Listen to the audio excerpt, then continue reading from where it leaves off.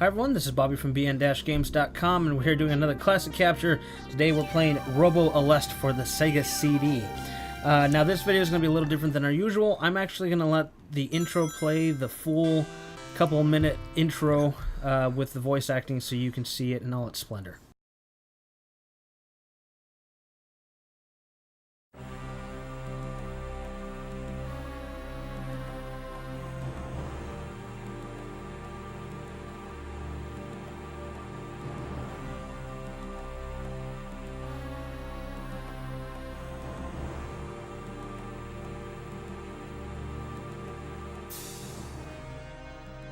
This story is set back in time, about 500 years.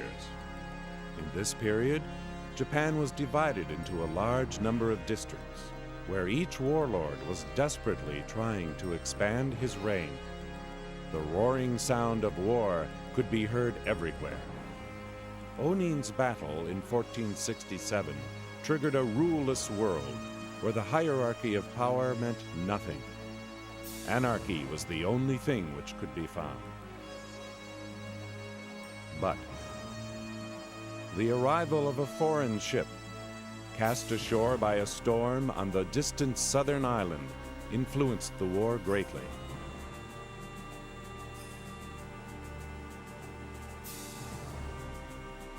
A mechanized armored soldier. Technology given by foreigners along with firearms enabled Japanese craftsmen to build an 8-meter-tall humanoid robot. Powered by a steam engine. This machine was so powerful that each robot could stand against 300 cavaliers.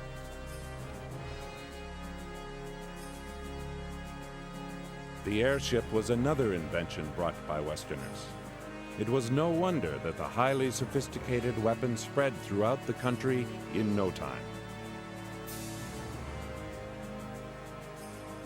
Countries which could not keep up with the rapid change lost their power and were absorbed in the powerful stream.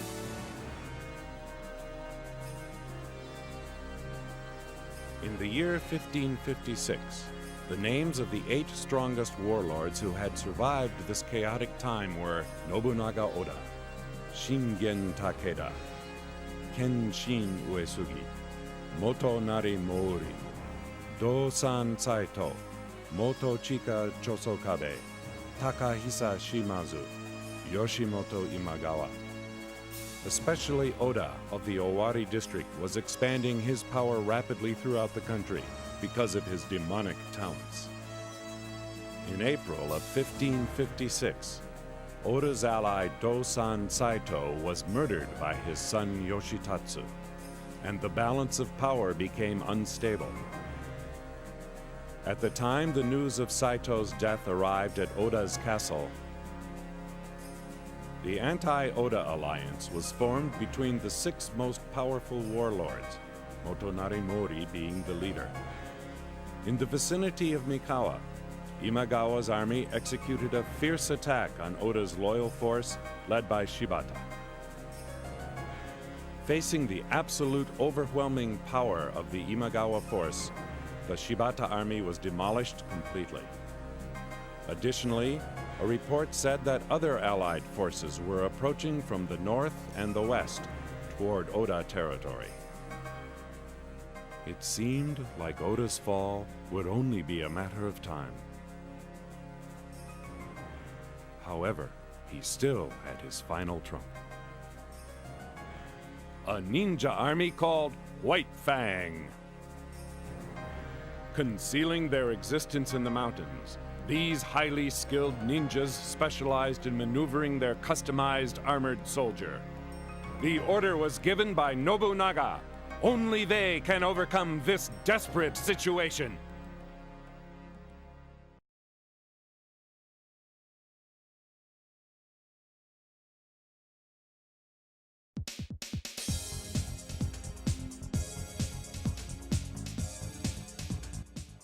So how about that intro, everyone? It was illuminating, enlightening. So how about that intro? It was pretty fucking fantastic! that guy has was pretty good. Yeah, that guy has like a he's like real monotone, and then he gets really fucking I just excited. like they probably just picked. It was like, you have the best English of all of us here. You say it. It's pretty good though. It's better than better than Sega Bass Fishing. Enjoy your fishing. Still better than that. You know, actually, what it kind of reminded me of. Do you remember the Mega Man Legends intro when he's explaining about the world? Yeah. That's what it reminded me of. So yeah, early '90s CD quality audio. Yep, pretty much. So this is a shmup. This is actually the sequel to M.U.S.H.A. Kind of like, it's kind of hard to get an official word on it. It's a sequel, but then it's not a sequel. If you don't know what M.U.S.H.A. is, M.U.S.H.A. is probably the most expensive shmup on the Sega Genesis. I've never played M.U.S.H.A. because I don't feel like spending $80 for a Sega Genesis cart. And this game, from everything I've watched and read, is very similar in a lot of ways, but different also. It is a challenging shooter. It's one of those types of shooters that, in my opinion, you have to not die in order to succeed. Because once you lose your power-ups, especially in the later levels, you basically are screwed. You can't do anything. Without the powers, you can't survive later barrages and onslaughts. Onslaughts. Assaults. Yes, that too. Awesome.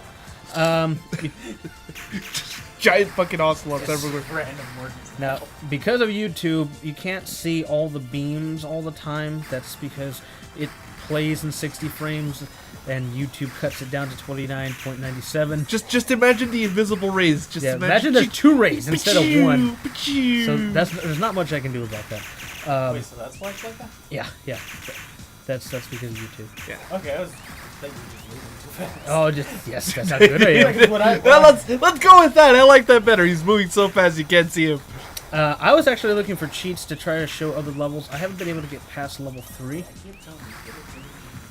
No, see, I tried finding Game Genie cheats for it, because I did buy Game Genie.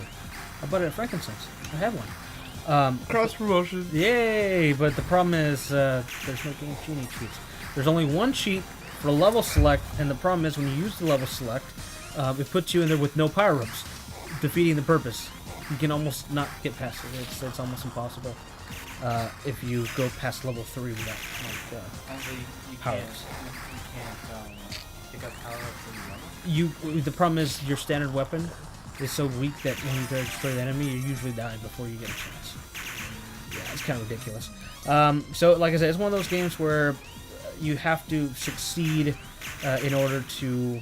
I mean, you gotta prevent yourself from dying in order to make it. That's what it comes down to. It's pretty good though.